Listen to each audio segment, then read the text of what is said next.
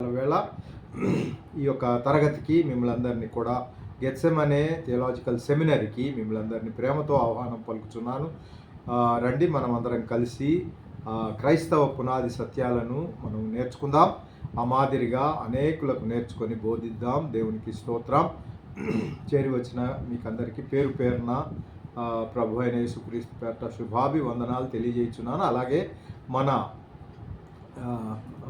ప్రవక్త అయ్య గారు, జేకబయ్య గారు ఈ యొక్క మరి సెమినరీని వ్యవస్థాపకులు కనుక వారికి ప్రభు అయిన యేసుక్రీస్తు పేరిట వందనాలు చెల్లిస్తున్నాను.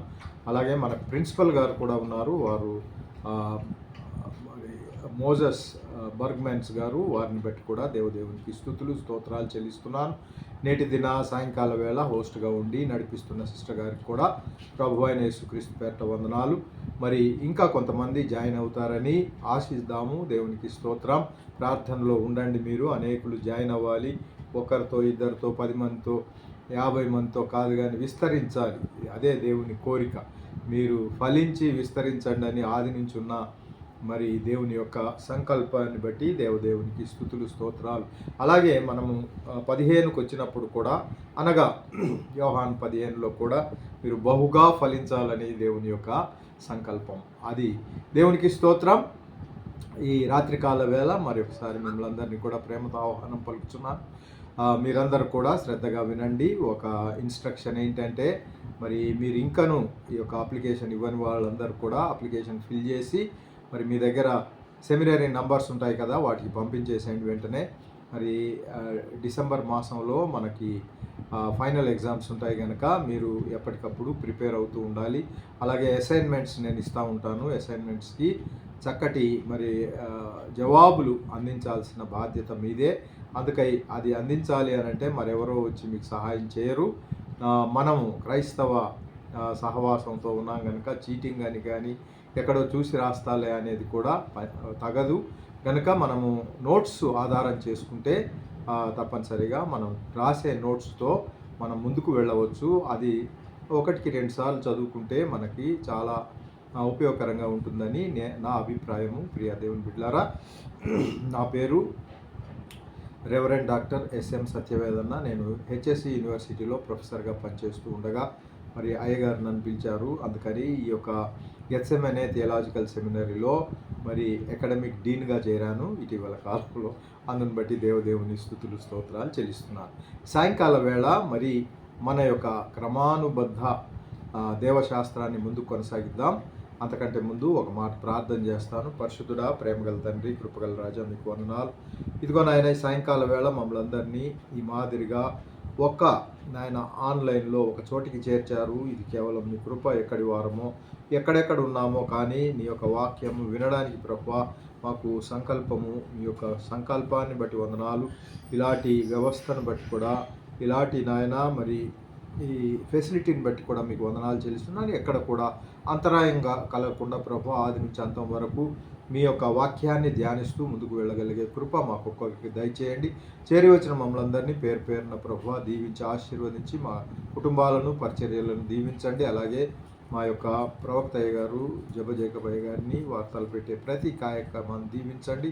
మోజస్ అయ్య గారిని కూడా దీవించండి. దేవా మీకు స్తోత్రం. ఇంకా మాకు ఇచ్చిన ఉపాధ్యాయులను బట్టి కూడా మీకు వందనాలు చెల్లిస్తున్నాం. మీకే మహిమ. ఈ సాయంకాలము మీరు మాట్లాడుతుండగా నేను వినాలి, మేము వినాలి నాయన. చివరి ప్రార్థన వరకు, ఆశీర్వాదం వరకు కూడా మీ సన్నిధి మాతో ఉంచమని వేడుకుంటూ, ఇదిగో నాయన ఈ సాయంకాల సమయము మరొకసారి మమ్మలను మీ యొక్క రక్తంలో ప్రక్షాళన చేసుకుంటూ మమ్మల్ని మేము మీకు సమర్పించుకుంటూ నజరేయుడైన యేసుక్రీస్తు నామములో ప్రార్థించి వేడుకొంచున్నాను పరమ తండ్రి. ఆమేన్. ఆమేనండి. దేవునికి స్తోత్రం, మహిమ. గనుక నేటి దిన ధ్యాన నిమిత్తము మనము ఆరోగ్యకరమైన బోధ, దాని ప్రాముఖ్యత గురించి మనం చూద్దాం. ప్రియ దేవుని బిడ్డలారా, మనము క్రమానుబద్ధ దేవశాస్త్రము లేదా క్రైస్తవ పునాది సత్యాలు, థియాలజీ అని కూడా మనము పిలుస్తారు. దీన్ని వేదాంత శాస్త్రం అని కూడా అంటారు. అనేక ఆంగ్లంలోనైతే సిస్టమాటిక్ థియాలజీ అని మరొక పేరు కూడా ఉంది.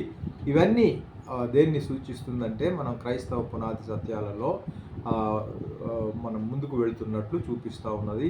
పేరు ఏదైనప్పటికీ మనం సిస్టమాటిక్ థియాలజీ వరకు గత తరగతిలో రాగలిగే కృప ఇచ్చాడు కనుక దేవదేవునికి స్తుతులు చెల్లిద్దాం. ఈరోజు ఆరోగ్యకరమైన బోధ అంటే డాక్ట్రిన్ అని గత క్లాసులో మనం విన్నాము. ఇది 3వ క్లాస్. మొదటి క్లాస్ అయింది, అలాగే 2వ క్లాసు కూడా అయింది. మీకందరికీ ప్రేమతో చెప్పేది ఏంటంటే 2వ క్లాసును కూడా మరి ఆన్లైన్లో నేను పెట్టి ఉన్నాను. పెట్టడానికి దేవుడు కృప చూపాడు. మీరు ఎవరైనా 2వ తరగతి మిస్ అయిపోయాను అయ్యగారు అనేవారు ఎవరైనా ఉంటే మీకు ఇదే మరి శుభవార్త ఏమిటంటే ఆన్లైన్లో ఉంది. ఎక్కడ ఉంది ఆన్లైన్లో అంటే సత్యవేద మినిస్ట్రీస్ అని నాకు ఒక యూట్యూబ్ ఛానల్ ఉంది ప్రియ దేవుని బిడ్డలారా. కనుక అది ఎవరైనా మీరు ఇంకా సబ్స్క్రైబ్ చేయని వాళ్ళు ఎవరైనా ఉంటే వెంటనే, మరి విశేషంగా విద్యార్థులు ఖచ్చితంగా కేవలం సబ్స్క్రైబ్ చేయడమే కాదు కానీ ఒక ఉపాధ్యాయునిగా ఇవ్వాల్సిన గౌరవం ఏమిటి అని అంటే మీరు నేను తలపెట్టిన ఆ యొక్క దైవ కార్యం అనగా సత్యవేద మినిస్ట్రీస్ అనే యూట్యూబ్ ఛానల్ని మీరు సబ్స్క్రైబ్ చేయడం కాదు కానీ మీతో పాటు మీ స్నేహితులను, బంధువులను, మళ్ళీ అలాగే మీ రిలేటివ్స్ని అందరినీ కూడా చేయాల్సిన బాధ్యత మీదే. అలా చేయించాలి. దానిలో ఏదైనా రుసుము వస్తే అది దేవుని కృప కొరకే వాడడం జరుగుతుంది కానీ మన పర్సనల్ ప్రయోగాలకు అస్సలు వాడడానికి ఉండదు. దేవునికి స్తోత్రం. కనుక ఇది ఆల్రెడీ 400 సబ్స్క్రైబర్స్ దాటిపోయారు. ఇటీవల కాలంలో 500 సబ్స్క్రైబర్స్ అయితే బాగుంటుందని ఒక ఆర్డర్ వచ్చింది. దేవునికి స్తోత్రం. ఎవరు కూడా వెళ్ళిపోవద్దు. ఇందాకొకరు వెళ్ళిపోవడము ఎంతో ఆత్మ దుఃఖపడుతూ ఉన్నది. అది మరి ఆస్కార్ అవార్డు కానీ మరి ఇంకా ఏమంటారు అది వరల్డ్ కప్ గెలవాలి పాస్టర్ గారు, నేను కంపల్సరీగా వెళ్ళాల్సిందే అనే వాళ్ళు మాత్రమే వాళ్ళకు అనుమతి ఉంది. మిగతా వాళ్ళు వచ్చారా అలాగే ఉండాలి, వినాలి కూడా అలాగే ఉండి నేను వినకుండా కిచెన్లోనో మరొక చోట వర్క్ చేసుకుంటానంటే అది తగదు. దేవుని వాక్యము వినుట వలన మనకు తెలిసిన విషయమే కనుక దేవునికి మహిమ కలుగును గాక. కనుక ప్రియ దేవుని బిడ్డలారా, ఇలాంటి సదవకాశాన్ని, మరొక మాటలో చెప్పాలంటే సువర్ణ అవకాశాన్ని ఎవరు కూడా చేతులారా మరి దాన్ని మరి తోసివేసి నాకేదో ముఖ్యమైన పని ఉందని వెళ్ళడానికి లేదు. కాస్త ఓపిక పట్టండి. 45 మినిట్సే మనకు సమయం ఉంది. ఎలాగో 45 నిమిషాలను నేను ఖచ్చితంగా ముగించేస్తా. దేవునికి స్తోత్రం. ఇప్పుడు మాత్రం ఆరోగ్యకరమైన బోధ యొక్క ప్రాధాన్యత, importance of sound doctrine. We call it as importance of sound doctrine in English. So మొదటిగా చూస్తే ఆరోగ్యకరమైన బోధ సత్యవాక్యాన్ని స్థిరపరుస్తుంది. నమ్మిన వారు మీరు అన్మ్యూట్ చేయకుండా మ్యూట్లోనే దేవునికి 2 చేతులు పైకెత్తి స్తోత్రం చెల్లిస్తూ ఉండండి. ఎందుకంటే పైనుంచి దేవుడు వింటూ ఉన్నారు. ఆయన కృప లేనిదే మనం ఈ మాదిరిగా ఆయన మాటలు మాట్లాడుకోజాలం. కాబట్టి అయ్యా మీకు స్తోత్రం అంటూ ఉంటే ఆయన సంతోషిస్తూ మరొక మంచి మాట నా నోట రావడానికి ఆయన దోహదం చేస్తారు అనేది ఇది నిజము. దేవునికి ప్రియ దేవుని బిడ్డలారా, నేను కూడా మీలాంటి వాడినే. జ్ఞానము యెహోవా అనుగ్రహిస్తే తప్ప మనకు ఉండదు. కనుక సమయం వచ్చినప్పుడల్లా 2 చేతులు పైకెత్తి స్తోత్రాలు చెల్లించాల్సింది. అలాగూ చేస్తూ నన్ను మరి ప్రోత్సహించాల్సిందిగా మీకు మనవి చేయుచున్నాను. దేవునికి స్తోత్రం. మోషే గారు చేతులు ఎత్తినప్పుడల్లా గెలిచారు, చేయి దించినప్పుడల్లా ఓడిపోయిన ఉదంతము మనకు తెలుసు. మీరు అలాగున దైవజనుని మరి ఎత్తి పట్టుకోవాలని ప్రభు పేరట కోరుచున్నా. దేవునికి స్తోత్రం. ఆరోగ్యకరమైన బోధ సత్యవాక్యాన్ని అది స్థిరపరుస్తుంది. సత్యవాక్యం స్థిరపరచాలని అంటే బోధకుడు సత్యవంతుడై ఉండాలి, లేదా బోధకుడు నిజంగా ముసలమ్మ ముచ్చట్లు కాకుండా కేవలము దేవుని వాక్యాన్ని బోధించే దైవజనుడై ఉంటే తప్ప అది మరి సత్యమైన మరి ఆరోగ్యకరమైన బోధ అనబడదు. దేవునికి స్తోత్రం. భిన్నమైన బోధ అయితే ఏమవుతుంది పాస్టర్ గారంటే, భిన్నమైన బోధ ఆ యొక్క మరి సత్యవాక్యాన్ని తిరస్కరిస్తుంది. ఎక్కడో ఒక చోట అది చేర్చకుండా మనం అనుభవించకుండా చేస్తుంది. అది భిన్నమైన బోధ. విన్నాంలే, ఇలాంటివి ఎన్ని వినలేదు అని వెళ్ళిపోతుంది. కానీ పరిశుద్ధాత్మ ద్వారా అది కట్టబడి అది స్థాపించబడింది అయితే అది ఖచ్చితంగా మన సత్యవాక్యాన్ని మనం వింటున్న ఆ యొక్క ప్రవచనాలన్నిటిని కూడా మనలో స్థిరపరుస్తుంది.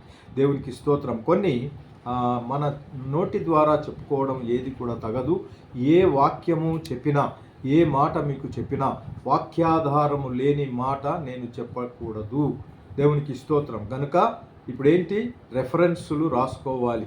చెప్పిన దానికి అంటే ఆరోగ్యకరమైన బోధ సత్యవాక్యాన్ని స్థిరపరుస్తుంది. ఆరోగ్యకరము కాని బోధ అంటే భిన్నమైన బోధలు ఇప్పుడు చాలా ఉన్నాయి.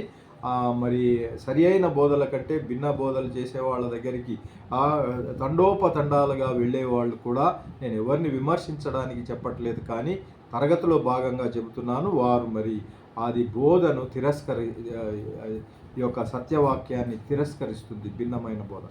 చూడండి, కొన్ని రెఫరెన్సులు రాసుకొని దాన్ని మనన చేయాలి. గత తరగతిలో కూడా కొన్ని రెఫరెన్స్లు ఇచ్చాను, మనన చేసి అధ్యయనం చేసి రావాలని కూడా మీకు కొంత మరి అసైన్మెంట్ కూడా ఇచ్చాను, అది చివరిలో అడుగుతాను. దేవునికి స్తోత్రం. ఇప్పటికి రెఫరెన్సు ఫిలిప్పీలకు రాసిన పత్రిక 1:7 కొలస్సీలకు రాసిన పత్రిక 2వ అధ్యాయము 8-9 వచనాలు, అలాగే అపోస్తల కార్యాలు 20వ అధ్యాయము 27వ నుంచి 31 వరకు కూడా చదివితే, అలాగే తీతు పత్రిక 1:9, అలాగే 1 పేతురు 3వ అధ్యాయము 15వ యూదా 1:3, ఇంకా చాలా ఉన్నాయి. దేవునికి స్తోత్రం. మళ్ళీ చెప్తున్నాను, ఫిలిప్పీలకు రాసిన పత్రిక 1:7, కొలస్సీలకు 2వ అధ్యాయము 8-9 అపోస్తల కార్యములు 20వ అధ్యాయము 27వ తీతు 1:9, అలాగే 1 పేతురు 3:15, యూదా 1:3. తీతు 1:9 ఒకటి చదువుకుందాం. దేవునికి స్తోత్రం. తాను హితబోధ విషయమై జనులను హెచ్చరించుటకును ఎదురాడు వారి మాట ఖండించుటకును శక్తి గలవారగునట్లు ఉపదేశమును అనుసరించి నమ్మదగిన బోధను గట్టిగా చేపట్టుకొనువాడై ఉండవలెను. నమ్మదగిన బోధ అయి ఉండాలి ప్రియ దేవుని బిడ్డలు. దాన్ని గట్టిగా మనము చేపట్టాలి. దేవుని నామానికి మహిమ కలుగును గాక. హల్లెలూయా. హితబోధ విషయమై జనులను హెచ్చరించాలి. మనం హెచ్చరించు, ఎదురాడు వారి మాట ఖండించాలి. అలా ఏముందిలే అనేది కాదు, అదే బ్రదర్ అలా కాదు ఇలా అని చెప్పడానికి మనము వెనకాడకూడదు. మరి విశేషంగా మనలో ఎంతమంది దైవజనులుగా ఉన్నారో మరి వారికి పక్షాన నేను చెప్పేది ఏంటంటే, మనం వారిని ప్రేమించాలి. విశ్వాసులను ప్రేమిస్తే తప్ప, గొర్రెలను ప్రేమిస్తే తప్ప మరి గొర్రెల కాపరి దగ్గరికి ఎలా ఉండవో ప్రేమించాలి. కానీ ఒక్కసారి మనం పుల్పిట్ మీదికి ఎక్కామా ఏం చేయాలి? ఖండించుటకు శక్తి కలిగిన వారమై ఉన్నాం. దేవునికి స్తోత్రం. ఏది వస్తే ఏది అది సరి అయినది కాదో దాన్ని కత్తి తీసుకొని ఖండించి ఏది కూడా మీరు అలాంటిది ఉంచకూడదని దేవుని వాక్యంలో. అంతే. అయ్యో నాకు దశమ భాగం వస్తుందో రాదో, వీళ్ళు మళ్ళీ వస్తారో రారో, అదంతా కాదు, ప్రభు చూసుకుంటాడు అదంతా. మనలను ఏమంటున్నాడంటే, తాను హితబోధ విషయమై జనులను మీరే చదువుతారా ఒకసారి చదవండి. తీతు 1:9. దేవునికి స్తోత్రం. హల్లెలూయా.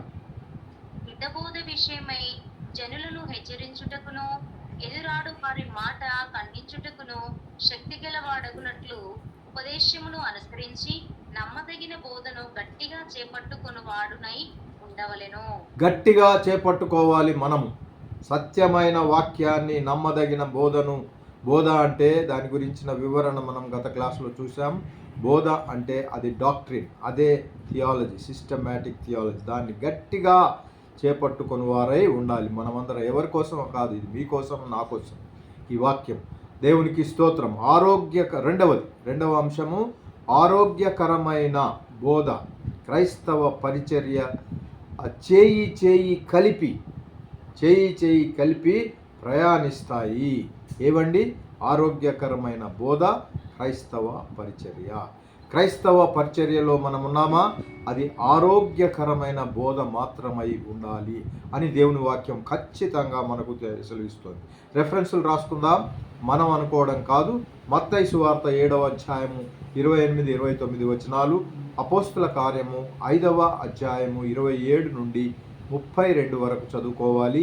అలాగే 2వ అధ్యాయము 42 వచనాల వరకు కూడా, అలాగే 42వ వచనం, అలాగే యోహాను సువార్త 8:28 సుపరిచితమే మనకు, 6:38, అలాగే 1 తిమోతి 1:10, 4:14, 5:22 అంటే మొదటి తిమోతిలోనే. తర్వాత 2వ తిమోతిలో 1:13, 4:3, ఆ తర్వాత 16వ వచనము. తీతు 1:9 ఇందాక చదువుకున్నాం చూసారా. ఆరోగ్యకరమైన బోధ, క్రైస్తవ పరిచర్య, ఈ రెండు కూడా చేయి కలిపి ప్రయాణించాలి. యూదా 1:3. దేవునికి స్తోత్రం, హల్లెలూయా. ఒక లేఖన భాగాన్ని కూడా మనం చదువుకుందాం. అన్ని చదవడానికి వీలు కాదు, మనకు సమయం సరిపోదు కనుక నేను మీకు రెఫరెన్స్లు ఇచ్చి 1:30 చదవడానికి ప్రయత్నం చేస్తున్నాను. దేవునికి స్తోత్రం. 2వ తిమోతి 4:2 మనకు సుపరిచితమైన, మరి విశేషముగా దైవజనులకు సుపరిచితమైన లేఖన భాగము. స్తోత్రం. సంపూర్ణమైన దీర్ఘశాంతముతో ఉపదేశించుచు, దాని ముందు కూడా వాక్యమును ప్రకటించుము అనేది ఒకటి చేర్చుకోవాలి మనం. 2వ తిమోతి 4:2లో వాక్యమును ప్రకటించుము అనే చోట నుంచి చదవండి. వాక్యమును ప్రకటించుము, ప్రయాసపడి సంపూర్ణమైన దీర్ఘశాంతముతో ఉపదేశించుచు ఖండించుము, గద్దించుము, బుద్ధి చెప్పుము. ఉపదేశించుము, ఖండించుము, గద్దించుము, బుద్ధి చెప్పుము. ఇవి లేని చోట అది సరి అయిన బోధ కానే కాదు. సహోదరుడా, అది లోకస్తులను లేదా జనులను అదేదో సంతోషపరిచే బోధగా ఉండిపోతుంది. కానీ ఖచ్చితంగా 2వ తిమోతి 4:2లో వాక్యమును ప్రకటించాలి. ఎలా ప్రకటించాలి? ప్రకటించమనగానే ఏదో మరి నీళ్లను ద్రాక్షారసంగా మార్చేశాడు అని ఇది వాక్యంలో ఉందని చెప్పాలా? దాని తర్వాత చూడండి, సమయమందు అసమయమందు ఏ సమయంలోనైనా బైబిల్ మన సంకలో ఉండాలి. ఏమండి, రాత్రి పడుకునేటప్పుడు కూడా దాని ఉద్దేశము ఇలా పడుకోవాలి. ప్రభు పిలిచాడా అలాగే పరిగెత్తు వెళ్ళాలి. దేవునికి స్తోత్రం చెల్లిద్దాం, హల్లెలూయా. వినుటకేదో హాస్యాస్పదంగా ఉన్నప్పటికీ దేవుని వాక్యం అదే. సమయమందు అసమయమందు. అసమయమే అని అంటే ఏంటంటే ఆ 8 గంటలో 7 గంటలో పడుకొని ఉంటాం కదా, ఆ సమయంలో కూడా మరి ప్రయాస పడాలి. ఏది చెప్పాలి, రేపు ఏది మాట్లాడాలి, ఏ వాక్యము, మరి నాకు ఏది అనువదించబడుతోంది, ఇవన్నీ చూసుకోవాలి. సంపూర్ణమైన దీర్ఘశాంతంతో ఉపదేశించాలి. నంబర్ 1 ఉపదేశించాలి, ఖండించాలి, గద్దించాలి, బుద్ధి చెప్పాలి. ఆ తప్పు ఏదుందో ఎత్తి పట్టుకొని అనేసేయాలి. ఎక్కడ? పుల్పిట్ మీద. ఆ తర్వాత మనం ఆ చెయ్యి పట్టుకొని చెట్టా పట్టాలు వేసుకొని తిరిగినా తప్పులేదు. కానీ అవిశ్వాసిని లాగాలి అని అంటే, ఆయనను మరి స్థిరపరచాలంటే ఉపదేశించుచు, ఖండించుచు, గద్దించుచు బుద్ధి చెప్పాలి. దేవునికి స్తోత్రం చెల్లిద్దాం, హల్లెలూయా. ఇకపోతే మూడవదిగా క్రైస్తవ విశ్వాసానికి కేంద్రం. క్రైస్తవ విశ్వాసానికి కేంద్రము ఏమిటండి? అదే ఆరోగ్యకరమైన బోధ. ఆరోగ్యకరమైన బోధ లేక అనేకులు అల్లాడుచున్నారు ఈ రోజుల్లో. ఏదో వాళ్ళకున్న బోధే అదే నిజమైన బోధ అని ఆలోచిస్తూ వాళ్ళ దాంట్లోనే ఉంటున్నారు, వాళ్ళ పిల్లలు దాంట్లోనే ఉంటున్నారు. అది మరి దేనికి కూడా అది మరి వారికి ఆశీర్వచనంగా మారట్లేదు. చూడండి ఒకసారి ప్రియ దేవుని బిడ్డలారా, ఈ యొక్క మరి క్రైస్తవ విశ్వాసం, మన విశ్వాసంకి కేంద్ర బిందువు ఏదంటే ఆరోగ్యకరమైన బోధ. కనుక ఆరోగ్యకరమైన బోధ ఎచ్చట లభిస్తుందో అచ్చటికి వేగిరమే పరిగెత్తు కాళ్ళు కలిగి ఉండాలి. దేవునికి స్తోత్రం, హల్లెలూయా. అది ఎంత దూరమైనా, ఎంత దగ్గరైనా, ఎక్కడైనా ఆరోగ్యకరమైన బోధ ఉందా అక్కడికి పరిగెత్తే పాదాలుగా మనం ఉందుముగాక, హల్లెలూయా. 2వ తిమోతి 2:2 చదువుకుందాం. అయితే మీకు దేవా మీకు స్తోత్రం చెల్లిస్తున్నాను. ఒక రెఫరెన్స్ చదువుదాం, తర్వాత అవన్నీ కూడా మీకు రెఫరెన్స్లు ఇస్తాను. దేవునికి స్తోత్రం. ఆరోగ్యకరమైన క్రైస్తవ మరి విశ్వాసానికి కేంద్ర బిందువు ఏమిటి అని అంటే మరి ఆరోగ్యకరమైన బోధ. చదువుతారా? 2:2.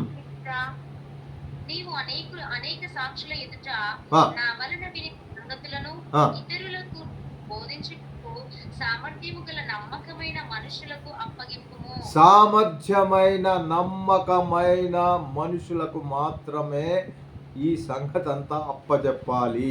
అలాంటి వ్యక్తిత్వము లేని వాళ్లకు అసలు ఛాన్సే లేదు. బోధించుట కానీ, సువార్త చెప్పుట కానీ, లేదా మరి దైవ సన్నిధిలో ఒక దైవజనుడిగా సంఘాన్ని నడిపేవాడిగా కానీ బోధించుటానంటే ఇదిగో ఇది నేనేం చేస్తున్నాను ఇప్పుడు బోధించడంతో సహా అన్నీ కూడా. అంటే పంచ కార్యాలు ఏది అయినా కానీ ఏమి ఉండాలి అంటే నమ్మకమైన మనుషులకు అప్పగించాలి.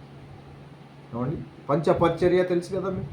పంచపరిచర్య, మొదటిది అపోస్తలుల పరిచర్య, రెండవది మరి ఆ యొక్క ప్రవక్తల పరిచర్య, మూడవది సువార్థికుల పరిచర్య, నాలుగవది దైవజనుల పరిచర్య, ఐదవది బోధకుల పరిచర్య. ఈ పంచ పరిచర్యలు కూడా ఎవరికి? నమ్మకమైన మనుషులకు అప్పగించాలి. నమ్మలేని వ్యక్తులకు అది అప్పచెప్తే లాభం లేదు ప్రియ దేవుని. ఎవరి పడితే వాళ్ళకు అప్పచెప్పడానికి వీలు లేదు. రెఫరెన్సులు రాసుకుందాం కొన్ని. దేవునికి స్తోత్రం. ఏంటంటే క్రైస్తవ విశ్వాసానికి కేంద్ర బిందువు ఆరోగ్యకరమైన బోధ. దానికి రెఫరెన్సులు రాసుకోండి. యోహాను సువార్త 14:6 అదే యోహాను సువార్తలో 17:17, 1 తిమోతి 4:5, 6:3, 2 తిమోతి 1:13, 2:2, 4:2, 3:16, తీతు 1:9, అలాగే తీతు 2:1, మత్తయి సువార్త 4:4, ద్వితీయోపదేశ కాండము 8:3. మళ్ళీ చెప్తున్నాను. యోహాను సువార్త 14:6, 17:17, 1 తిమోతి 4:5, 6:3, 2 తిమోతి 1:13, 2:2, 3:16, 4:2, తీతు 1:9, 2:1, మత్తయి సువార్త 4:4, అలాగే ద్వితీయోపదేశ కాండము 8:3. కాబట్టి నమ్మకమైన మనుషులకు ఈ పరిచర్యలను అప్పచెప్పాలి. అదే క్రైస్తవ విశ్వాసానికి కేంద్ర బిందువు. 4వ పాయింట్ రాసుకుందాం. దేవునికి స్తోత్రం. హల్లెలూయా. మూడవ వచనం డ్యూటెరానమీ 8th chapter and 3rd verse. 8:3. దేవునికి స్తోత్రం. 4వ పాయింట్ అనుదిన క్రైస్తవ నడవడిక. అనుదిన క్రైస్తవ నడవడిక దేనిపై ఆధారపడి ఉంటుంది అంటే ఆరోగ్యకరమైన బోధపై ఆధారపడి ఉంటుంది. ఎక్కడైతే ఈ ఆరోగ్యకరమైన బోధ కొరవడుతుందో అక్కడ వాళ్ళ నడవడికలో మార్పులు వస్తాయి.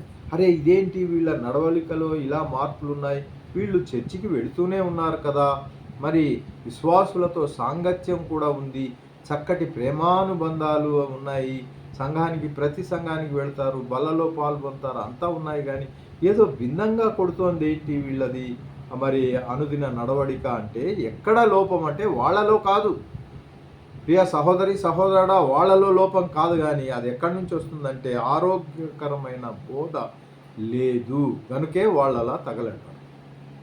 దేవునికి స్తోత్రం. గనుక మనము ఆరోగ్యకరమైన కలిగి ఉండాలి. దేవునికి మహిమ కలుగును గాక.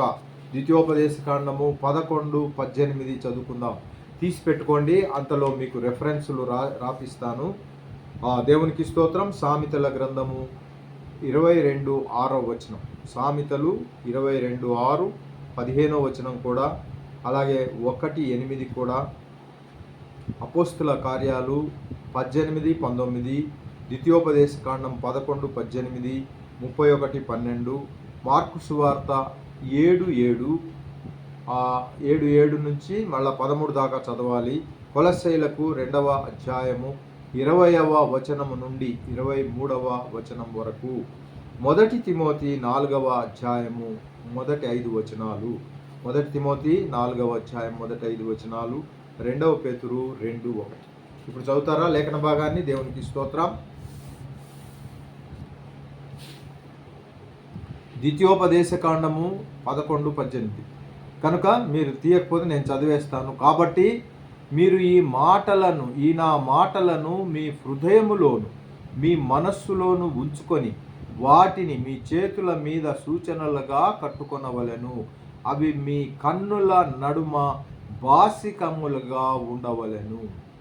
ఆయన మాటలు ఎంత మాన్యత సంతరించుకున్నాయి. చూడండి, దైవజనులు మాట్లాడుతుండగా వెళ్ళిపోయేవాళ్ళు కొంతమంది అయితే, అపహాసం చేసేవాళ్ళు కొంతమంది, ఆ వెనుకకు వెళ్ళి అది నేను చాలా ఎప్పుడో నా చిన్నతనం నుంచి ఈ వాక్యాన్ని సండే స్కూల్లో కంఠస్థం చేశా, అదేమన్నా కొత్త విషయమా అనుకునేవాళ్ళు ఎన్నో రకరకాలుగా ఉంటారు. ప్రియదేవం, మన జీవితంలో మన యొక్క నడవడికలో అది కానరాదు. దేవుని వాక్యం చదవమట్టుకు చదువుతున్నాం కానీ అది మన నడవడికలో కానరాదు. ప్రేమానురాగాలు అవి ఏదైతే చెబుతున్నారో అది కానరాదు. ప్రియ దేవుని బిడ్డలారా, లోకంలో ఒక అడుగు, అలాగే క్రీస్తులో ఒక అడుగు. ఏమండి, 2 పడవల ప్రయాణం.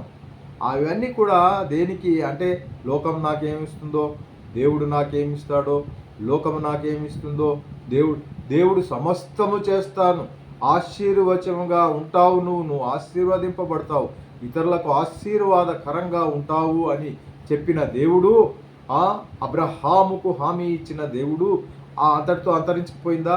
అబ్రహాం కుమారులు ఏమవ్వాలి? మరి వింటున్నారా సహోదరి సహోదరుడా? మన పిల్లలు ఏమైపోవాలి? మనకు ఆశీర్వాదాలు వస్తే మన పిల్లలకు ఆశీర్వాదాలు అక్కర్లేదా? అబ్రహామును దీవించిన దేవుడు, ఇదిగో నేను ఇస్సాకును కూడా దీవిస్తానని చెప్పాడు. అదే మాదిరిగా మాట తప్పని దేవుడు, ఇస్సాకు ఎటు వెళ్ళిన చోట తవ్వితే, ఎక్కడ తవ్వితే అక్కడ నీటి బుగ్గ, ఇక్కడ తవ్వితే ఇక్కడ నీటి బుగ్గ, ఇక్కడ తవ్వితే ఇక్కడ నీటి బుగ్గ, ఇక్కడ తవ్వితే నీటి బుగ్గ, ఇక్కడ తవ్వితే నీటి బుగ్గ. దేవునికి స్తోత్రం. మనము ఊరెళ్ళి వచ్చేసరికి ఇంట్లో నీళ్లుండవు. పక్క వాళ్ళను ఒక బిందె నీళ్లు కావాలి అని అడిగితే అదే ప్రాధాన్యత. అన్నం ఉన్నా, వంట చేసినా చేయకపోయినా తర్వాత విషయం, కానీ మంచినీళ్ళు అయితే తాగాలి, చాలా ఇంపార్టెంట్. ఎక్కడికి వెళ్ళినా అక్కడ నీళ్లు ఉండాలి కదా. అక్కడి ప్రజలకేమో ఎంత తవ్వినా నీళ్లు పడలేదు. అదే చోట అబ్రహాము కుమారుడైన ఇస్సాకు గారు బావి తవ్వగానే ఎక్కడ తవ్వితే అక్కడ నీళ్లు పడ్డాయి, పుష్కలంగా పడ్డాయి. అది నిన్ను దీవిస్తాను, నీతో పాటు నీ సమాజము, నీ యొక్క చుట్టుపక్కల వాళ్ళందరూ దీవించబడతారంటే ఆ నీళ్లు అందరికీ ఇచ్చి అందరూ కూడా సంతోషంగా వాళ్ళు తృప్తిగా తాగడం జరిగింది. చూసారా ప్రియా దేవుని బిడ్డలారా, దేవుడు మనల్ని దీవిస్తున్నాడు అని అంటే మన పిల్లలను కూడా ఖచ్చితంగా దీవిస్తాడు. అయితే మనము దేంట్లో ఉండాలి? మీరు నా మాటలను మీ హృదయాల్లో ఉంచుకోవాలి. బయట కాదండి, హృదయాల్లో ఉండి నీ మనస్సులోనూ ఉంచుకోవాలి. ఈనాడు పొరవడే సంగతి ఏంటంటే, పెదవుల బయటికి ఉంటాయి కానీ లోపల ఉండడానికి అది ఉండట్లేదు. అందుకనే ఆరోగ్యకరమైన బోధ అక్కడ నశిస్తుంది. పాస్టర్ గారు కూడా, దైవజనుడు కూడా ఖచ్చితంగా ఇందాక చెప్పుకున్న మాదిరిగా ఈ విషయాల్లో ఖచ్చితంగా ఎక్కడ కూడా రాజీ పడాల్సిన పని లేదు. ఎవరు వచ్చినా రాకపోయినా, సంఘం నడిచినా, కానీ దేవుని వాక్యాన్ని ఖచ్చితంగా మనము ప్రకటించబద్దులం. అనుదిన క్రైస్తవ నడివడిక, ఇదిగో మనం చెప్పుకున్న రెఫరెన్స్లు అన్నింటిలో కూడా మనం చూస్తున్నాం. దేవునికి మహిమ కలుగును గాక. మనము ఈ యొక్క ఆరోగ్యకరమైన బోధ యొక్క ప్రాధాన్యతను మనము ఈ నేటి దిన సాయంకాల సమయము మనం ధ్యానిస్తూ ఈ యొక్క క్రైస్తవ పునాది సత్యాల్లో లేదా క్రమానుబద్ధ వేదశాస్త్రము అంతర్గతంలో మనం ఇది అధ్యయనం చేస్తూ ముందుకెళ్తున్నాం. ప్రియ దేవుని బిడ్డలారా, కనుక 5వ పాయింట్ని రాసుకుందాం. వినగలిగే వాళ్ళు వినండి, రాసుకునే వాళ్ళు జాయిన్ అయినందుకు నా హృదయము ప్రహర్షిస్తోంది. Brother, thank you. అలాగే మీరు కలిసి ఉందాము చివరి వరకు కూడా. ఆరోగ్యకరమైన బోధ రాజీ పడనివ్వదు. ఆరోగ్యకరమైన దేనికి కూడా రాజీ సర్లే అని ఆ యొక్క సెకండ్ బెస్ట్ ఒప్పుకోదు. అన్నీ కూడా ప్రప్రథమంగానే ఉండాలని కోరిక ప్రతి విషయంలో. చూడండి, ప్రతి విషయంలో కొన్ని లేఖనాలను నేను చదువుతాను చకచక, సమయం పోనివ్వకుండా. 2వ కొరింథీయులకు రాసిన పత్రిక 6వ అధ్యాయం 15వ వచనం చదువుతున్నాను. చూడండి, 2వ కొరింథీయులకు రాసిన పత్రిక 6వ అధ్యాయము 15వ వచనంలో, క్రీస్తునకు బెలియాలుతో ఏమి సంబంధము? అవిశ్వాసితో విశ్వాసికి పాలెక్కడిది? ఏమండి, అవిశ్వాసం ఉన్న వాళ్ళతో విశ్వాసులకు పాలెక్కడిదండి? ఈనాడు చూస్తే అందరూ వాళ్ళు వీళ్ళు అబ్బో బహుగా విశ్వాసి ఎవరు అవిశ్వాసి ఎవరు అని తెలియని మాదిరిగా చెట్టా పట్టాలు వేసుకొని ఎక్కడ దేవుని వాక్యం ఏం చెప్తుంది? క్రైస్తవ క్రీస్తునకు బెలియాలకు సంబంధమే లేదు. అలాగే విశ్వాసికి అవిశ్వాసికి సంబంధమే లేదు, పొత్తిక లేదు, పాలు లేదు. అర్థమైన వాళ్ళు ఆమెను చెప్పుకోండి. దేవునికి స్తోత్రం. గలతీయులకు రాసిన పత్రిక 1:8. గలతీయులకు రాసిన పత్రిక 1:8. మేము మీకు ప్రకటించిన సువార్త కాకుండా మరొక సువార్తను మేమేమైనను పరలోకము నుండి వచ్చిన ఒక దూత అయినను పరలోకము నుంచి వచ్చిన ఒక దూత అయినను మీకు ప్రకటించిన ఎడల అతడు శాపగ్రస్తుడవునుగాక. గనుక ప్రియ దేవుని బిడ్డలారా, ఆ ప్రకటించే శుభవార్త, క్రీస్తు వార్త, సువార్త అది కాకుండా ఈ లేదా దానికి ఏదైనా జోడించి తీసివేసి దానికి వాళ్ళకు అనుగుణంగా ఆ లేఖనాలను తయారు చేసుకునే వాళ్ళు లేకపోలేదు. లేఖనం ఒకటే కానీ దానికి అనుగుణంగా ఒకటి ముందు చేర్చి వెనుకకు చేర్చి, లేదా కామా పొల్లు కూడా పోదంటున్నారు ప్రభు.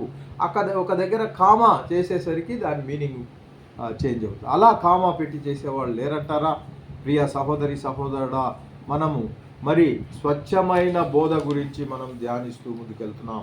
అయితే మరి ఆరోగ్యకరమైన బోధ మనకు బోధకులు కలిగి ఉండాలి, అలాగే సంఘస్థులు కూడా కలిగి ఉండాలి. గలతీయులకు 1:8 చదువుతారా?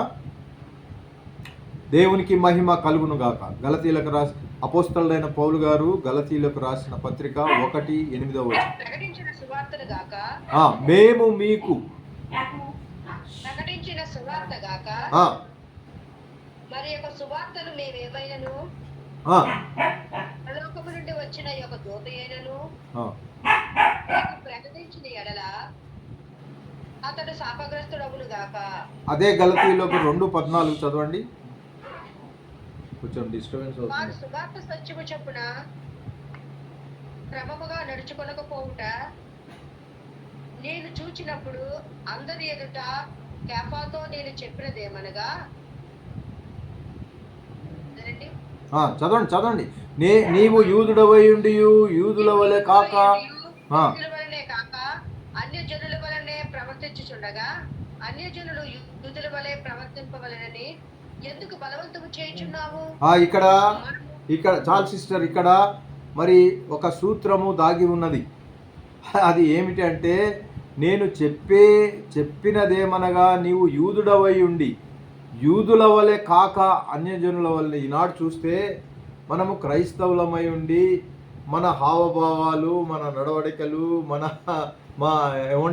అవి ఎలా ఉన్నాయనంటే మరి క్రైస్తవేతరుని వలనే యూదేతరుని వలనే ఉంటున్నాయి. యూదుడవై ఉండి యూదుల వలె కాక.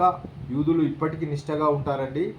ఓల్డ్ టెస్టమెంట్ని అంటే పాత నిబంధన ఆ యొక్క మార్గాలన్నిటినీ అవలంబిస్తూ ఉంటారు ఇప్పటికి కూడా. ఇజ్రాయెల్ దేశంలో వాళ్ళు యూదులు ఇక్కడికి వచ్చినా, మనం వాళ్ళ దగ్గరికి వెళ్ళినా వాళ్ళు దేనికి కూడా రాజీ పడరు. ఇటు విషయాల్లో, చాలా విషయాల్లో ఈ యొక్క దేవుని యొక్క ధర్మశాస్త్రం ఎలా చెప్తుందో అలాగే వాళ్ళు ఫాలో అవుతారు.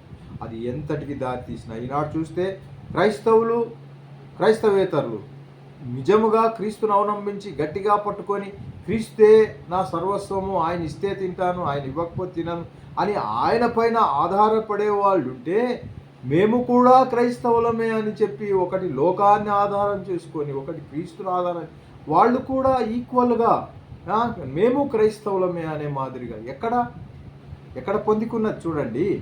అయితే అన్యుల వలనే ప్రవర్తిస్తున్నారు, అన్యజనులు యూదుల వలె ప్రవర్తించవలనని ఎందుకు బలవంతము చేయుచున్నావు అంటే, ఇక్కడ ప్రకటన ఏమిటి అని అంటే, క్రీస్తు వైపు రాని ఎలా ప్రకటిస్తున్నావు నువ్వు? ఆంతర్యం. కాబట్టి ఈ విషయాల్లో మనం జాగ్రత్తగా ఉందాం. మరి బోధ ఎలా ఉంది అనేది చూచి మనము అడుగు పెట్టాలి. ఏ సంఘానికి వెళ్ళినా వెళ్ళొద్దనేది కాదు, కానీ సంఘాలు అన్నీ దేవుడు స్థిరపరిచినవే, అలా ఏం కాదు. కానీ మరి ఈ విషయాల్లో మనము చాలా మరి జాగ్రత్తగా ఉండాలని ప్రభు పేరట హెచ్చరింపబడుచున్నాం. ఇక 6వ పాయింట్ చూద్దాం. Point number 6. క్రీస్తుకు చెందినవి వారికి ఆరోగ్యకరమైన బోధ ఒక అభిప్రాయం కాదు. ఏమండి, ఏంటంటారు మరి? అభిప్రాయం కాకపోతే హలో, ఉన్నారా నాతో పాటు? క్రీస్తుకు చెందిన వారికి ఆరోగ్యకరమైన బోధ, ఇది నా అభిప్రాయం మాత్రమే ప్రియ దేవుని బిడ్లారా అని చెబితే మీరేమంటారు? అభిప్రాయం అంటారా? కాదండి, అభిప్రాయం కాదు. It's my advice. No no no no, ఇది నా సూచన మాత్రమే. నో, ఒక దైవజనుడు చెప్పాల్సింది మీరు అవలంబిస్తే అవలంబే, లేకపోతే లేదు అని ఖండితంగా ఉండాలి. అది నా యొక్క మరి ఒక సూచన మాత్రమే, అభిప్రాయం మాత్రమే కాదు. అది ఒక విధిగా చేయాల్సిన. చూద్దాం రండి, అపోస్తుల కార్యములు 10-11 వచనాలు చదువుకుందామా? అపోస్తుల కార్యములు 17వ అధ్యాయం. దేవునికి స్తోత్రం. నేను ఒక వాక్యాన్ని చదువుతాను. పోని మొదటి తెస్సలోనికైలకు రాసిన పత్రిక అది తీస్తూ ఉండండి మీరు. అంతలో నేను ఒక వాక్యాన్ని చదువుతున్నాను. మొదటి తెస్సలోనికైలకు 5:21 చదువుతున్నాను చూడండి. సమస్తమును పరీక్షించి మేలైన దానిని చేపట్టుడి. సమస్తాన్ని పరీక్షించాలి. ఓహో, ఇలా ఉందా అని చూసి అది మేలైందా కాదా అని మేలైన దాన్ని, మంచిదాన్ని చేపట్టాలి. ఎందుకంటే అన్నీ ఉన్నాయి. ఇప్పుడు మనం ఫ్రీ బర్డ్స్. మనల్ని ఎవరేమి బంధించి నువ్వు ఇలాగే చేయాలి, ఇలాగే నడవాలి, ఇలాగే చూడాలి, ఇలాగే అది లేదు. దేవుడు మనల్ని ఫ్రీగా ఇచ్చాడు కనుక ఆ ఫ్రీనెస్లో, అంత ఫ్రీడంలో మన కర్తవ్యం ఏమిటంటే ఏది సరి అయినది, ఏది వట్టిది అనేది మనం చూడాలి. అందుకనే మొదటి తెస్సలోనికైలకు 5:21 సమస్తమును మీరు పరీక్షించండి, పరిశీలించండి, మేలైన దాన్ని మాత్రం చేపట్టండి. చదవండి సిస్టర్. అపోస్తుల కార్యం 17-10-11 వచనాలు. వెంటనే సహోదరులు రాత్రివేళ పౌలును సీలను బెరయకు పంపించి వారు వచ్చి యూదుల సమాజ మందిరములో ప్రవేశించింది.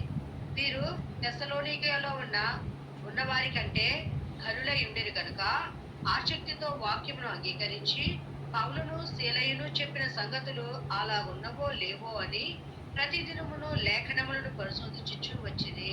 ఆమేన్, హల్లెలూయా. ఇదేదో ఇక్కడేదో ఒక చిన్నప్పుడు హరికథ కాలక్షేపం అని ఉండేది. అలా కాదండి. హరికథ కాలక్షేపం కాదు, బుర్రకథ కాలక్షేపం లాంటిది కూడా కాదు. దేవుని వాక్యాన్ని మనం ఏదైతే రాస్తున్నామో, ఏదైతే చెవులారా వింటున్నామో, అది ఖచ్చితంగా ఇంటికి వెళ్ళిన తర్వాత మన పితరులు ఎలా చేశారో అది కరెక్టా కాదా అని ఆ వాక్యాలన్నీ ఒకసారైనా తిరిగి అవన్నీ రెఫరెన్స్ చూసుకోవాల్సిన బాధ్యత. ఇప్పుడు రాసుకున్నామా, అది ఆ పుస్తకంలో మరి క్లోజ్ చేసేసామా? పుస్తకం అంటే మామూలు పుస్తకం కాదు, 200 పేజెస్ లాంగ్ నోట్బుక్ ఉండాలి. ఒక్కొక్క ప్రొఫెసర్కి 200 పేజెస్ లాంగ్ నోట్బుక్. దేవునికి స్తోత్రం. ఈ ప్రొఫెసర్ గారు 2 సబ్జెక్ట్స్ కనుక బోధిస్తే ఈ మధ్యలో కాగితం ఇలా ఫోల్డ్ చేసుకుంటాం కదా, మనకు తెలుసు కదా, ఇలా ఫోల్డ్ చేసి ఇక్కడ మరొక సబ్జెక్ట్ రాసుకోవాలి. ఆ ప్రొఫెసర్ ఒక్కరే, బుక్ ఒకటి. అలాగున చేసి మనము ఏదైతే రెఫరెన్సులు రాసుకుంటున్నామో ఆ రెఫరెన్స్లను ఇదిగో ఇందాక సిస్టర్ గారు చదివిన మాదిరిగా ఇంటికి వెళ్ళి వాటన్నిటినీ మరి మనము పరీక్షించాలి, మేలైన దాన్ని చేపట్టాలి అని దాని అభిప్రాయం. ఇంకా రెఫరెన్సులు చాలా ఉన్నాయి. మొదటి తెస్సలోనికైలకు రాసిన పత్రిక మరి 5:21 ఇందాక చదువుకున్నాం. 2వ తిమోతి 2:15, 1వ యోహాను 2:21, యోహాను సువార్త 7:17, 8:31-32, సామెతలు 1:23, కీర్తనలు 119. మొత్తం ఇవన్నీ కూడా మనం ఏమిటంటే క్రీస్తుకు చెందినది ఆరోగ్యకరమైన బోధ. అది అభిప్రాయము కానే కాదు, కానీ అది ఒక విధి. ఆరోగ్యకరమైన బోధ అని నేను చెప్పాను, మీ ఇష్టం ఉంటే దాన్ని అవలంబించండి, లేకపోతే లేదు. అది కాదు. అది నేను ఎందుకు ఖచ్చితంగా మళ్ళీ ఒకసారి ఇది చెప్పడం జరుగుతుందంటే, కొన్ని డినామినేషన్స్కు వెళ్ళినప్పుడు ఇది ఇలా ఉంది అని అంతవరకే చెప్తారు, కానీ దాని గురించి మనం ఎలా ఉండాలి, ఎలా ఖచ్చితంగా నిలబడాలనేది కాదు. ఈ వాక్యం ఇలా చెప్తుంది, నీళ్లను ద్రాక్షారసముగా మార్చాడు యేసు ప్రభువు, అంతవరకే.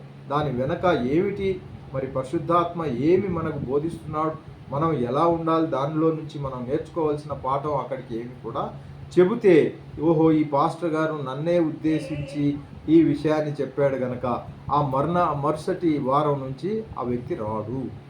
అందుకని అక్కడికి ఆపేస్తారు. నేను ఎవరిని ఉద్దేశించి కాదు, కానీ మనం నేర్చుకుంటున్నాం వాక్యాన్ని. వాక్యంలో భాగంగా అలాంటి బోధలు ఉంటాయి. జాగ్రత్తగా ఉండాలి ప్రియ దేవుని బిడ్డలారా. ఇక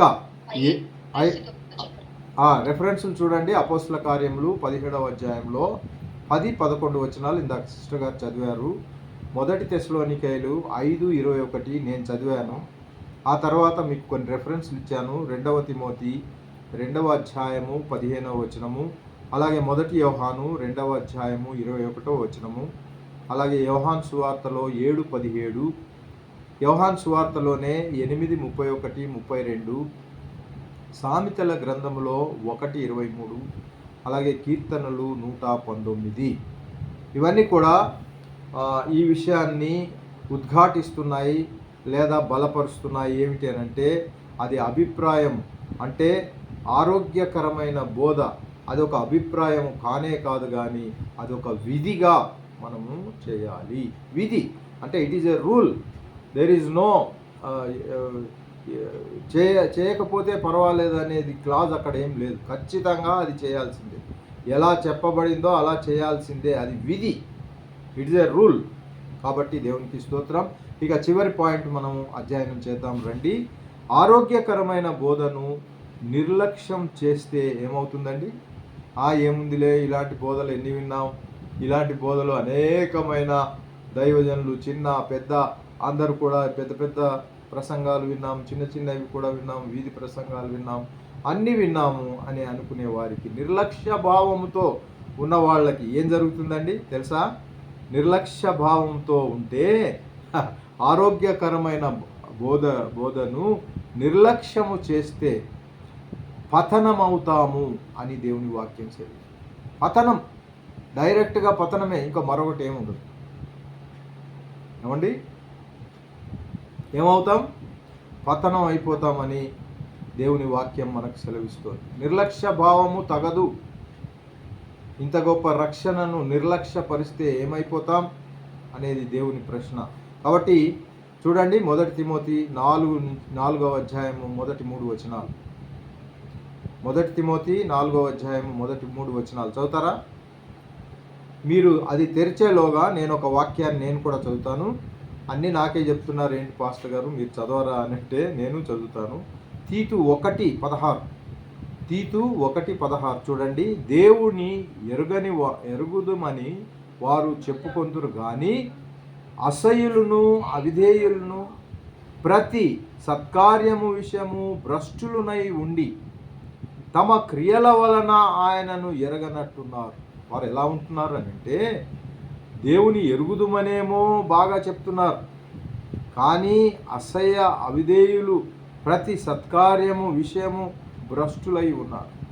ఆ భ్రష్టత్వం వారికి కనబడట్లేదు, కానీ వేరే చూచే వాళ్ళకు కనబడుతుంది.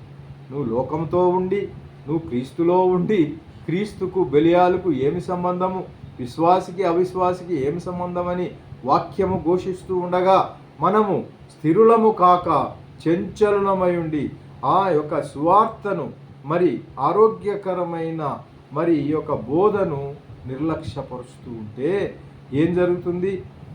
కాబట్టి దేవునికి స్తోత్రం. చదువుతారా? మొదటి తిమోతి 4:1-3 వచనం. కడవరి దినములలో కొందరు అబద్ధకులు వేషధారణ వలె మోసపరచు ఆత్మల యందును దయ్యముల బోధ యందును లక్ష్యముంచి విశ్వాస భ్రష్టులగుదురని ఆత్మ తేటగా చెప్పుచున్నాడు. ఆ అబద్ధకులు వాతవేయబడిన మనసాక్షి గల వారే వివాహము నిషేధించుచు సత్య విషయమైన అనుభవ జ్ఞానము గల విశ్వాసులు కృతజ్ఞతాస్తుతులు చెల్లించి పుచ్చుకున్న నిమిత్తము దేవుడే సృష్టించిన ఆహార వస్తువులు కొన్నింటిని తినుట మానవలనని చెప్పుచుందురు. ఇలాగున మరి అబద్ధ బోధకులు అప్పుడు మొదటి శతాబ్దంలో ఉన్నారు. ఇదిగో ఈ 21వ శతాబ్దంలో కూడా ఉన్నారు. అబద్ధ బోధకులు లేరని కాదు, ఉన్నారు. కానీ మనం జాగ్రత్తగా ఉండాలి. ఏది సరి అయిన బోధ, ఏది ఏది ఆరోగ్యకరంగా ఉంది, ఏది మనకు ఆరోగ్యకరంగా లేదనేది మనమే, ఆ విచక్షణ జ్ఞానము మనకే దేవుడు అనుగ్రహించునుగాక. మనమే ఆ యొక్క జ్ఞానముతో ముందుకు వెళ్ళాలి. ఎందుకంటే ఆయన ఇచ్చే కృపావరాల్లో విచక్షణ జ్ఞానం కూడా మనకు ఉంటుంది. లేదు నేను లోకముతోనూ ఉంటాను, నేను ఇదిగో పరిశుద్ధులతో కలిసి ఉంటాను, నేను మళ్ళా లోకముతో కలిసి ఉంటాను, ఇలాంటివి తగదు. మీరు ఉంటే వెచ్చగానైనా ఉండండి, లేకపోతే చల్లగానైనా ఉండండి. కానీ నులివెచ్చని స్థితి ఉంటే ఏమవుతుంది సిస్టర్? ఏమవుతుంది చెప్పగలరా? దేవునికి స్తోత్రం. చప్పట్లు, అందరు చప్పట్లు కొడదాం. చక్కగా చెప్పారు సిస్టర్ గారు. గనుక ప్రియా దేవుని బిడ్డలారా, అలాగున ఉమ్మివేయబడకుండా పతనం అవ్వకుండా ఉండాలి అని అంటే మనము ఖచ్చితంగా ఒకే బాట మీద నడవాలి. రెండు ఓడల ప్రయాణం పనికిరాదు సహోదరి సహోదరుడు. గనుక పరిశుద్ధాత్మ దేవుడు ఈ రాత్రికాల సమయంలో మనందరితో మాట్లాడే విషయం ఏమిటంటే, ఆరోగ్యకరమైన బోధను ఎక్కడుందా అని వెదకి దాన్ని వెంటాడుదాం. ఆరోగ్యకరమైన బోధలో మనం నిలిచి ఉందాం. అది ఎంత దగ్గరైనా ఎంత దూరమైనా దాన్ని వెదకి దాన్ని అవలంబిద్దాం. అదొక విధిగా దాన్ని చేద్దాం. అదేదో ఒక అడ్వైజ్ మాదిరిగా లేదా ఒక నా సూచన మాత్రమే అది కాదు. దైవజనుడు చెప్పే ప్రతి మాట కూడా అది ఏమిటంటే ఆత్మావేశంతో వచ్చిన మాట కనుక అది చేస్తే చేయండి, లేకపోతే లేదు, అది కాదు. అది ఖచ్చితంగా విధిగా అది విధి అనగా ఇట్ ఈజ్ ఏ రూల్. కాబట్టి ఈ యొక్క బైబిల్లో డాక్ట్రిన్ అంటే బోధ. డాక్ట్రిన్ అంటే ఇందాక మనం చూసిన ఆ యొక్క ఆరోగ్యకరమైన బోధ అంతటిని ఒక క్రమమైన పద్ధతిలో, ఈ బోధ అంతా కూడా ఒక క్రమమైన అనేక విషయాలను మనం ముందుకు ధ్యానిస్తూ ముందుకు వెళ్ళాలి. మనం ఉపోద్ఘాతంలో లేదా మొదటి పాదంలోనే 3వ చాప్టర్లోనే మనం ఉంటున్నాం. అనేకమైన చాప్టర్లు ముందుకు వెళ్ళాలి. అక్కడ మనము ఈ యొక్క ఆరోగ్యకరమైన బోధ ఒక క్రమమైన పద్ధతిలో, ఈ బోధ ఎక్కడో ఒకటి అక్కడ ఒకటి ఇక్కడ ఒకటి అక్కడ అట్లా కాకుండా క్రమమైన పద్ధతిలో ఏర్పరిచి కూర్చి దాన్ని మరి అర్థం చేసుకోవడానికి ఉపయోగపడేదే అదే క్రమానుబద్ధ దేవశాస్త్రం, సిస్టమాటిక్ థియాలజీ. అర్థమైన వాళ్ళు ఆమెన్ చెప్తారా? ఆమెన్, హల్లెలూయా. మరొకసారి చెప్తున్నాను చూడండి. దేవునికి స్తోత్రం. బైబిల్లోని డాక్ట్రిన్ అంటే ఇందాక మనం డాక్ట్రిన్నే చూసాము. అంటే డాక్ట్రిన్ అంటే అది ఆరోగ్యకరమైన బోధ లేక ఆరోగ్యకరమైన బోధ. అంతటిని ఏ బోధ ఉందో అది చాలా మటుకు దాన్ని ఒక క్రమమైన పద్ధతిలో అక్కడొకటి ఇక్కడొకటి అక్కడొకటి కాకుండా అన్నీ ఒక క్రమమైన పద్ధతిలో, మన జీవితాల్లో కూడా క్రమమైన పద్ధతి ఒకటి ఉండాలి. ప్రియ దేవుని బిడ్డలారా, ఏది కూడా ఏదో చేశాంలే అనేది కాదు. క్రమమైన పద్ధతిలో ఏర్పరిచి కూర్చి రాచి దాన్ని అర్థం చేసుకోవడానికి ఉపయోగపడే దాన్నే క్రమబద్ధ దేవశాస్త్రము లేదా సిస్టమాటిక్ థియాలజీ లేదా క్రమానుబద్ధ దేవశాస్త్రం లేదా క్రైస్తవ పునాది సత్యాలు అని మనము దాన్ని అంటాం. కాబట్టి అట్టి సరి అయిన బోధ లేదా ఆరోగ్యకరమైన బోధలో మనం ఉంటూ మన పిల్లలను పెంచుతూ దేవుడిచ్చే ఆశీర్వాదాలను పొందుకుందాం. అట్టి కృప, అట్టి ధన్యత దేవుడు మనందరికీ దయచేయునుగాక. ఆమెన్. ఎవరైనా ప్రేరేపింపబడిన వారు ఉంటే వారు ఒక మాట దేవుణ్ణి స్తోత్రాలు చెల్లిస్తూ కృతజ్ఞత పూర్వకంగా ఒక మాట ప్రార్థన చేయండి. ఆ తర్వాత మరి ప్రవక్తయ్య గారు మన మధ్యలో ఉంటే ఆశీర్వచనం ఇస్తారు. లేని ఎడల నేనే ఆశీర్వచనం ఇచ్చి మరి ప్రభు చేసిన మేళ్లకు స్తుతులు చెల్లించి ముగించేద్దాం. నా ప్రాణమా యెహోవాని కూడా చెప్పుకుందాం. దేవునికి స్తోత్రం.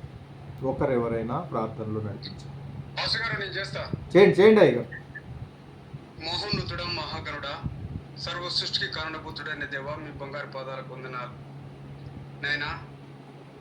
ఈ యొక్క గూగుల్ మీట్ ద్వారా తండ్రి, ఈ యొక్క రాత్రికాల సమయన తండ్రి, మీరు ఏర్పరుచుకున్న దేవజనుల తండ్రి మమ్మల్ని సమకూర్చి నశించిపోయి ఆత్మల కొరకు భారం కలిగిన తండ్రి, ముందుకు వెళ్ళాలన్న ఆలోచన కలిగిన తండ్రి, మీరు ఏర్పరుచుకున్న దేవజనుల తండ్రి ఈ యొక్క రాత్రికాల సమకూర్చబడి వారిలో మీరుండిన తండ్రి, మాకు కావలసిన మాటల్ని అందించిన తండ్రి, మమ్మల్ని పురుగొల్పి మమ్మల్ని లేవనెత్తిన తండ్రి, మీ సేవా పరిచయ నిమిత్తం కొరగా వాడబోటకు నేను ఇచ్చిన మాటలను బట్టి ధన్యతను బట్టి మీకు వేలాది కోట్లాది స్తోత్రాలు చెల్లిస్తున్నాను నాయన.